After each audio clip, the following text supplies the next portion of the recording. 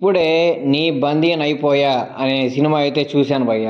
ఈ సినిమా చూసినప్పటి నుంచి అసలు ఈ సినిమాని ఎందుకు చూశాను రా అని చాలా అంటే చాలా ఫీల్ అయిపోతున్నాను. ఎంత డొల్ల సినిమా అంటే ఈ సంవత్సరం నేను ఇంత దారుణమైన సినిమా చూడలేదు. బొక్కలో బొక్క భయ్య. ఎంత బొక్క అంటే అంత బొక్క.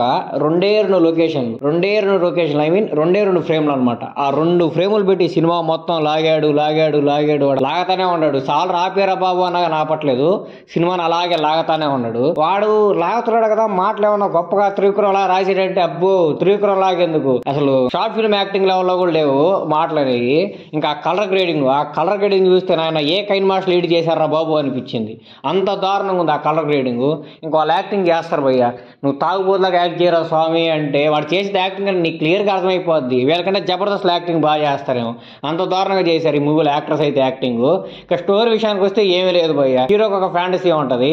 ఆ ఫ్యాంటసీ ద్వారా అమ్మాయిని ప్రేమించాలనుకుంటాడు. ఆ ఫ్యాంటసీలో ట్రై చేస్తే ఆ అమ్మాయి వీడిని ప్రేమించిందా లేదా అనేది ప్లాట్ అనమాట.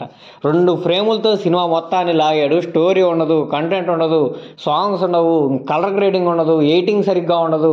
అసలు ఆ లొకేషన్ ఏందో నాయన ఎందుకు చూశాను రా బాబు అని తలకాయ పెట్టుకోవడం ఒకటే తక్కువ. అంత దారుణంగా ఉంది సినిమా అయితే. నిజంగా షార్ట్ ఫిలిమ్స్ 100 రేట్లు పోయా. 100 రేట్లు అంటే 100 రేట్లు కాదు, 1000 రేట్లు కూడా వేసుకోండి. అంత మేలు అనమాట. ఆ కలర్ గ్రేడింగ్ చూశాక వాళ్ళు ఫ్రేమ్ పెడుతుంటే ఆ కలర్ గ్రేడింగ్ చేస్తే హీరో మొహం కనపడదు, వెనకాల లైట్ లో ఇవి కనపడుతుంటాయి. ఇంకేదన్నా కలర్ గ్రేడింగ్ చేసేటంటే వెనకాలంతా ఎలా ఉంటుందండి, ఎడారు ఉన్నట్టు ఉంటుంది. అసలు ఆ కలర్ ప్యాలెట్ అంతా మొత్తం టోటల్ గా సినిమాలో తీసేసి జస్ట్ రెండే రెండు కలర్లు ఉన్నట్టు ఆ కలర్ గ్రేడింగ్ లో దొరికినటువన్నీ అటు ఇటు సరిపేసి ఏదంటే ఇది చేసినట్టు అనిపించింది. ఆ కలర్ గ్రేడింగ్ రక్త కన్నీరు ఆ కలర్ గ్రేడింగ్ మాత్రం. అంతకన్నా ఇంకేం చెప్పలేం. వాళ్ళ యాక్టింగ్ విషయానికి వస్తే ఏం చెప్తాం, డ్రామా జూనియర్స్ లో పిల్లకాయలు బాగా చేస్తారు యాక్టింగ్, వీళ్ళకంటే అంత దారుణంగా చేశారు.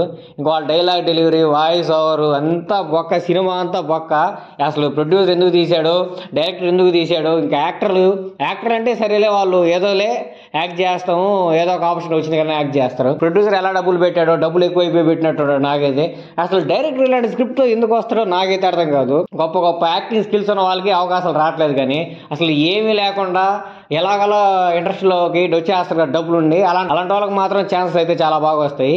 ఈ సినిమా చూసాక నాకు అదే అనిపించింది. సరే అలాంటి వాళ్ళకి ఛాన్స్ వస్తే వచ్చాయి, ఆ వీడియో ఎడిటింగ్ ఏంట్రా స్వామి అనిపించింది. ఆ హైట్ ఎవరు తీయట్లేదు కానీ అంత దారుణంగా ఎడిట్ చేశారో బాబు అనిపించింది. దానికంటే క్యాప్ కట్లు ఎడిట్ చేసినా బాగుంటుందేమో ఆ సినిమాని. తీసుకెళ్ళి కైన్ మాస్టర్ ఎడిట్ చేసినట్టున్నాడు. అంత దారుణంగా ఉంది సినిమా. కాబట్టి ఎవరు మీరు దయచేసి సినిమా చూసే సాహసం అయితే చేయబాకండి. సినిమా కానీ చూసారంటే సినిమా సగంలోనే మీరు ఆపేస్తారు సినిమా, దానిలో డౌటే లేదు. ఎందుకంటే అంత బోర్ ఏంది అసలు, ఇంకా వర్ణించలేము మాటల్లో. అంత దారుణమైన సినిమా అనమాట ఈ సినిమా. కాబట్టి చూసే సాహసం అయితే చేయబాకండి.